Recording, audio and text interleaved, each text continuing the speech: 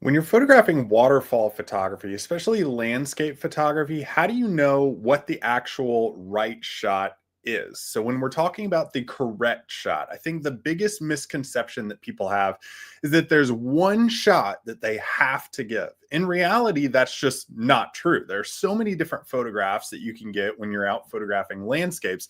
The biggest question is which is the best shot based on your scenario that you're in at that moment. Now, when we're talking about the right scenario when you are at that moment, it has to do with the light, it has to do with the time of day, it has to do when waterfall photography, like we're going to be talking about today, the amount of water that's in the actual stream that you're out photographing. There are so many different factors. How do you know which one is the right one?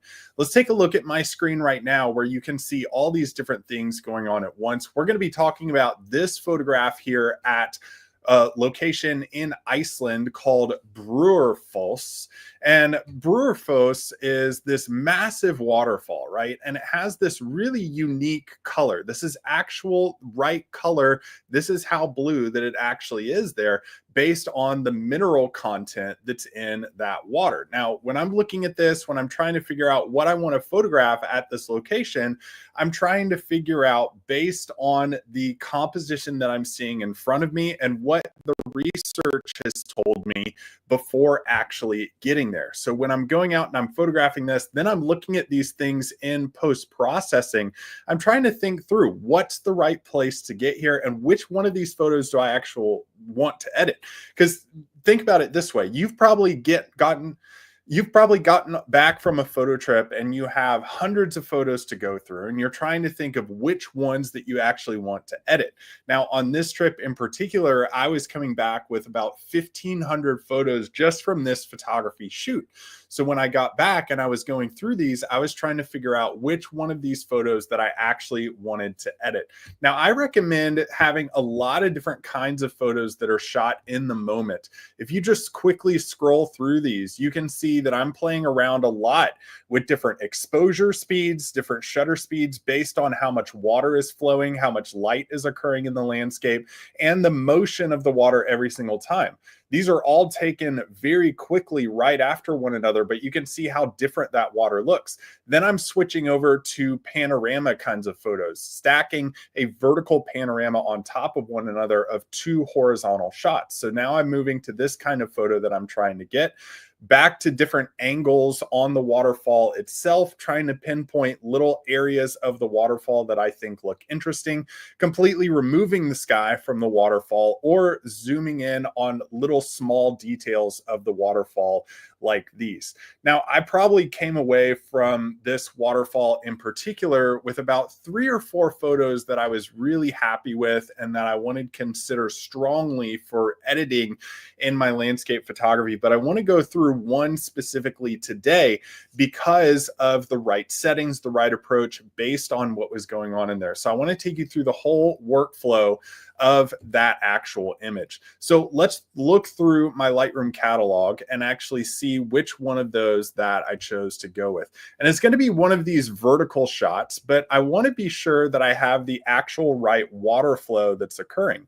How do you know what the right water flow in a waterfall is? Well, you want to be sure that you're getting the right water flow with enough flow that you can see some of that movement down in the water. You see how you can still see a lot of this texture that's going on in the water actually moving around here. You can see there's a little bit of movement down in that water with this little burst. This was photographed at ISO 400 f13, 1/5 of a second. So with all this water moving, you still get a little bit of that motion from the water, but you can still see a lot of that texture. To me, that's the sweet spot of photography. That's exactly where you want to be with a lot of your waterfall photography because it allows people to see the flow and it also allows people to see the composition of a waterfall itself.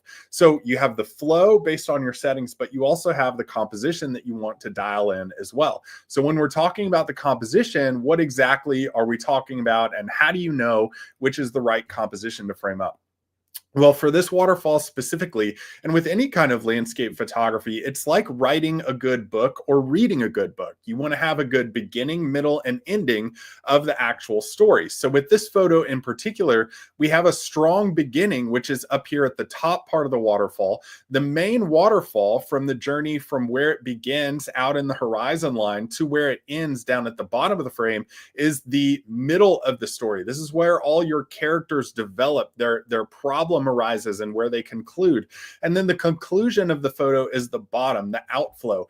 This is the most forgotten part of waterfall photography, is the outflow part of waterfall photography, because that stream actually has to go somewhere. It has to conclude somewhere. You have to have that stream finish. A lot of people crop off the very bottom of a photo, especially of a waterfall, and there's no outflow from that actual waterfall. I want you thinking differently about this waterfall so that you can frame it up in a little bit different way and conclude the story of your waterfall. So we have all three of those things in this image. So let's go to the develop module and kind of go through this process of exactly what we want to do with this waterfall photo. So when I'm in the develop module, the first thing I'm looking at is the horizon line straight? So I may have to play around with this one just a little bit because I was on a bridge and it was tough to get the horizon line straight. Basically, what I'm looking for are any straight lines, these hills, these tree lines back here, and the actual streams of the waterfall. I think right about there is a good place to be. So now I have it pretty much level, exactly where I want it to be.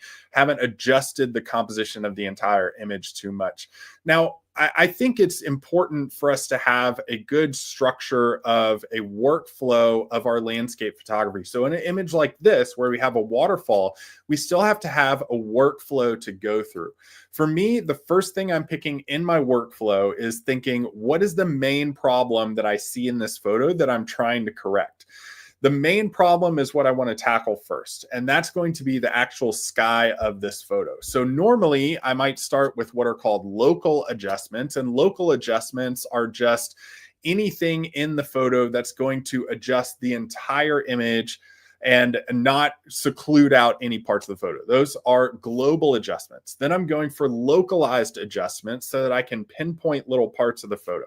Typically, I start with global and then I go to local. And if you guys have any comments, please put those in the comment section. I'd love to answer your questions live if we have any questions coming in on those two. I'll watch the comment section to see if you guys have any questions as we go through this photo. Okay, let's start editing. Number one, I'm going to select out my mask here, and I'm just going to select sky. Masking with Lightroom has gotten so good over the years that we can make some pretty good adjustments. Now, Photoshop is obviously going to be a little bit cleaner on the adjustments and the selections and the masking, but we do a pretty good job over here in Lightroom. So I'm going to deselect show overlay. And with this, because it's so bright, I want a lot of those clouds to kind of peek through, and I want a lot of that texture in the sky to come through here. So I'm going to drop my highlights all the way down and also my whites. Now, sometimes this can be kind of a balancing act to get it exactly where I want it to be, but you can see that I've actually added a lot more interest to the top of the photo just with a few clicks of the mouse. Now, I might increase the exposure just a little bit to get that exactly where I want it to be. Darken the blacks just a little bit too, and then add a little bit of clarity, or excuse me, remove some of the clarity from the sky because it's the furthest part away from the photo. Maybe add just a slight bit of haze because it was raining that morning. Now with just those few tricks, if I go to before and after, you can look in just in that short amount of time, we've already improved the whole sky part of this photo. Now all we have to do is finish out the rest of the image, which shouldn't be that hard. Now that we've tackled the biggest problem of this photo, what we have to tackle next is the ability to see the subject of the photo. Remember, when we're talking about the whole process of photography, going from the in-field workflow all the way to the editing part, the editing part has to complement the in-field work that you put into your photography. So you're putting all this work into the composition when you're going out and taking photos, and then you go in and you completely disconnect that vision from when you're taking photos to the editing part. Now there's a real disconnect. And I feel like that's the one thing that a lot of photographers forget, is that they say, well, it doesn't look like I photographed it in the field. There's a disconnect. Something's lost in translation.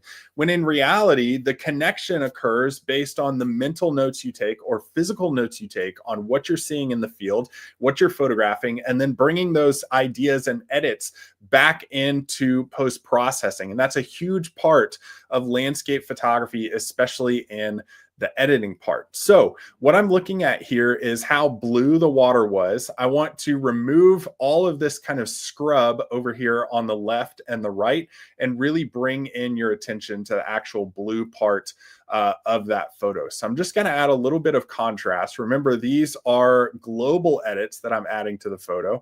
Increase the highlights, decrease the shadows, increase the whites just a little bit, and then decrease the black some. I will add a little bit of clarity to this photo, increase the vibrance before saturation, and just slightly increase the saturation. And I think a lot of people are just going to go directly to saturation and say, I'm only going to increase the saturation. I'm not going to worry about vibrance. Vibrance has a much more subtle effect on the landscape. If I go back to saturation and vibrance here, and we can see what's actually being added to the photo. If I go back to 0 on the saturation and vibrance, and I increase the vibrance all the way, this just looks like a cartoon. This isn't real at all. But if I increase the vibrance all the way, I mean, it does kind of the same thing, but it's a much more subtle approach than saturation. So I'm going to increase the vibrance and pair these two things together, and then increase the saturation just a little bit too. I like checking the before and after as I'm going through the image, just so I can see what I'm doing versus how much progress I've made in the actual image. And I like the direction that it's going so far. So I'm going to come down here, and I'm going to do a little bit of color mixer selection. Now, if you've never played around with the color mixer before, I would highly encourage you to do that, because the color mixer, what used to be the hue, saturation, and luminance sliders in Lightroom, is actually the most powerful tool that you can use in Lightroom. This is so powerful because you're actually able to pinpoint and seclude out colors that you want to adjust in the actual edit. So if I come back here to my Lightroom screen, and then I click on this little color dropper here and zoom over, hover over this actual photo, I'm going to click right here, and it's going to select out this blue. Now, if I click on visualize range, you can see that everything has turned black and white except for that blue color. You can see that I've secluded out that one color. You weren't able to do this previously in Lightroom. That's why this tool is so powerful. So I'm going to increase the saturation here to bring out that blue of the water, and I'll slightly increase the luminance of that color too. Remember, when you're going through and editing photos or you're adjusting colors, remember that the colors that you're adjusting are pixels. They're digital pixels in your file that represent 3 things. Those 3 things are your hue, your saturation, and your luminance. That's what makes up every single pixel within your photo, and that's what you're adjusting using your color selector tool, and what you used to be able to do with the hue, saturation, and luminance sliders in Lightroom. So that's a big fix to me in Lightroom, and really what it set it above and beyond right now in the editing game that we have here. So I'm also going to play around with these greens. I'm going to increase my luminance of the greens just a little bit, and also the saturations of those just a little bit, to get it exactly where I want it to be. Those are kind of the only colors that are going on in this photo. So let's look at the before and after again, check that out, see what we have, and come back to the actual edit. I actually went a little bit too far based on the before and after, and that's the benefit of looking at the before and after so much, is that I think I went a little bit too far with the greens. So I can back that off just slightly with the saturation and bring that back to a realistic look there. Now, we'll come down here to a little bit of a vignette, just to put around a post-crop vignette, just to darken the edges. But I don't want to do this too much, just down to about a -7. Now, I feel like a lot of people might say, well, I don't want to tackle editing, or I don't want to do a lot in editing because it just takes too long. And I want to put that kind of thought to rest, because it just takes as long as you want it to. You don't have to go as far as other photographers go. If you left this photo as is right now, it would be fine to walk away from this computer screen. But you can keep going with this edit, and I'm going to show you exactly how to do that. But it's important to get comfortable with the editing process, having a system down. That's exactly what we teach here at Landscape Photography University. It is a platform where you get 12 courses plus member benefits of exclusive events like photography summits. And you also get access to weekly live photo critiques where I go through your photos one-on-one so that you guys can see where you're improving and what the next steps are to take. If you want to join, you can click the QR code that's showing up in the top right portion of your screen right now. Let's jump back into the Lightroom screen so we can see what the next steps actually are here. So the next steps for this are going to be dodging and burning. If you don't know what dodging and burning is, it's the ability to brighten or darken specific parts of your photo. I'm going to attack this with just a little bit of brightening first. Remember, your eye is always drawn to the brightest part of the photo. So I'm going to make this big core, this outflow of the waterfall, the main part of the photo. I'm going to just brighten that just a little bit. I'm also going to increase the contrast out there. I want your attention really going directly to this actual waterfall. Now you'll notice as I bring this up, you see some red coming in. That's because I have the J key selected on my keyboard, and that allows me to not go overboard or clip any of the pixels so that there's no information left in those pixels. So I'm just going to increase that to the point where you don't see any red. For this, it's just a 1. And then I'm going to darken the blacks just a little bit. And I will also increase the clarity on that because it's pretty much the closest thing to the screen. So that's going to be the sharpest thing realistically in our eyes as photographers. After that, what I want to do is actually darken anything that is removing my attention away from the subject. So that's going to be the edges around this edge of the waterfall so that you can see more attention being drawn to the actual waterfall so you can go directly there when you are looking at it. So I'm going to darken the edges around the waterfall so that we can go straight there. So I'm just going to select a new mask and go to brush. And I'm going to have a pretty big brush here. I'm going to deselect show overlay.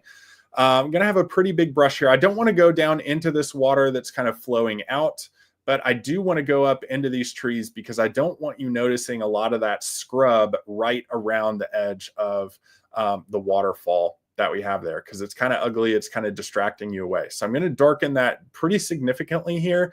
I'm going to decrease the contrast, decrease highlights, shadows, whites, and blacks as well. But I don't want to, again, I don't want to go so far down that it's actually removing or clipping those pixels in that section. Now with masking, it's interesting. You can also do all the same things. So within this mask, I could do a color selection. I could do the point color dropper. I could adjust temperature, tint, whatever I wanted to do. But with this, I want to keep it looking realistic, remember? So that looks pretty good. We've darkened a little bit. We've brightened a little bit. Let's look at the before and after so we can see what this looks like now. And you'll see in just like 11 minutes, we've completely transformed this photo. It looks way better than it did. And this is only using Lightroom. You don't have to go into Photoshop to do this.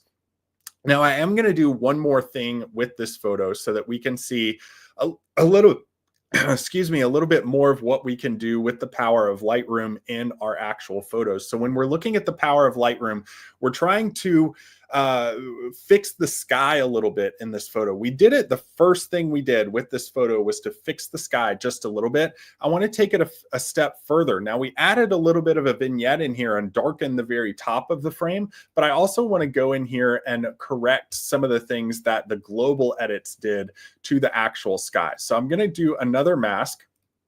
I'm going to come up here and scroll down to linear gradient. Now, if you're not doing this with your photography or all these edits, it's totally okay. You don't have to take this step this far yet, but take some of the steps we're going through today so that you can look through this and edit. Now, this is going to be a complex mask that we're making here, and I'm going to adjust this just a little bit so it's not going too far down into the actual waterfall. I'm going to show you a trick in just 1 second that's going to correct that even more, that is really going to transform your view on linear gradients as well. I'm going to drop the exposure pretty aggressively here so that a lot of that cloud cover comes through. I'm going to increase the contrast, increase the highlights, decrease the shadows.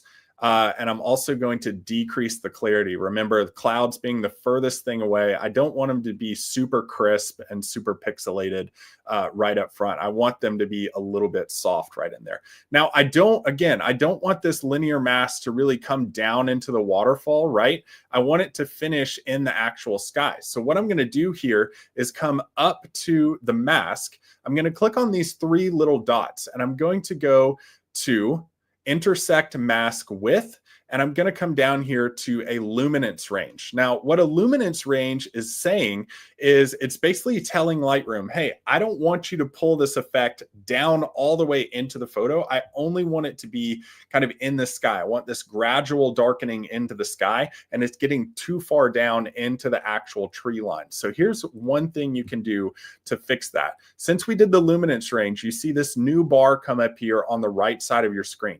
I'm going to pull up on that bar, and immediately you'll see something happen. It's almost like the sun is rising throughout the top of the photo, right? You see that light kind of go up there. That's the range of luminance of these pixels that we have in the frame. So I'm going to darken that until it's all the way down on that hill on the left side. And then once it's down there, I'm going to deselect that. So now we can see that mask is only occurring in the actual sky. And it's a gradual range of mask coming in from the top of the sky, going all the way down to the bottom of the photo. So I'm going to finish my masking there. I'm going to go to before and after, and you can see how much we've improved this photo and how much detail and impact and pop you can add to a photo without it actually looking fake. This is a huge part to Lightroom landscape photography. If you're not matching up your in-field work with your post-processing, you need to change how you do things. You need a system for your photography, and that's where Landscape Photography University comes in. We teach you the system of going through the process in the field and linking that with how you can accomplish your creativity, your creative vision in post-processing too, and linking those two things up.